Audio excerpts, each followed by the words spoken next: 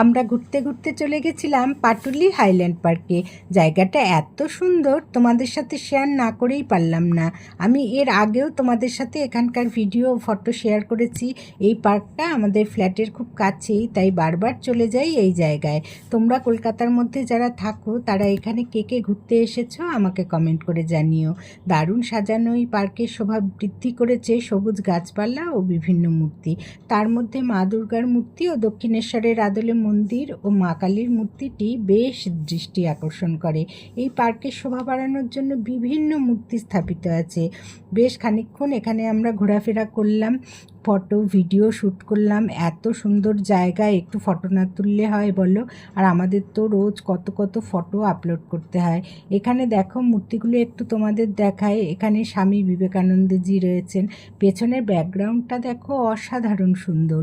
কি সুন্দর মূর্তিগুলো, সত্যি চোখ ফেরানো যায় না এই মূর্তিগুলো দেখে।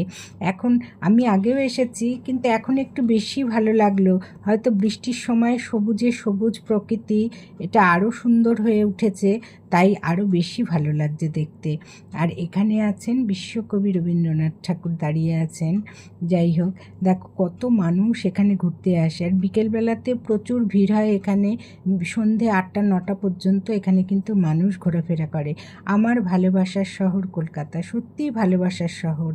এই পার্কটা দেখো, এই জায়গাটার নাম ঝিলপাড়। ঝিলপাড় নামে পরিচিতি পেয়েছে এই জায়গাটা, কারণ এখানে একটা ঝিল রয়েছে তো তাই। আর এই মূর্তিগুলো দেখো, এর ভেতরে কিন্তু রাত হলেই লাইট জ্বলবে। এই দেখো আর একটা জায়গা তোমাদের দেখাচ্ছি। এই পার্কের একটু পেছনেই আর একটা সুন্দর জায়গা, এই যে ঝিলপাড়। এই ঝিলটার নাম অনুসারেই এই জায়গাটার নাম হয়েছে ঝিলপাড়। এবার দেখো এখানে লেখা আছে আমার শহর পাটুলি। পাটুলিটা কিন্তু খুব সুন্দর শহর। আর এই জায়গাটা দেখো, এটা হচ্ছে মূল জায়গা এই পার্কের। এই দক্ষিণেশ্বরের মন্দিরের আদলে মা কালী মূর্তি দিয়ে স্থাপিত হয়েছে। আর এই যে মা শারদা ও রামকৃষ্ণ দেবের মূর্তি।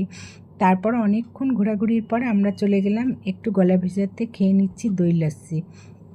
দই লস্যি খেয়ে নিলাম আমি আর মেয়ে। তারপরে খেলাম ফ্রায়েড মোমো।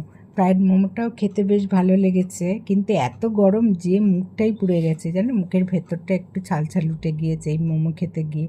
তারপর খেয়ে নিলাম ক্রিস্পি চিকেন। ক্রিস্পি চিকেনটা ভীষণ টেস্টি ছিল।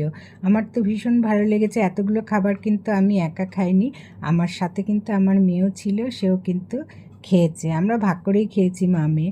তারপর আরেকটু ফটো ভিডিও শ্যুট করে নিচ্ছিলাম, কারণ এখনও সন্ধে হয়নি। সন্ধে হলেই বাড়ির দিকে আবার রওনা দেব, সেই কারণেই আরেকটু ঘোরাফেরা করলাম।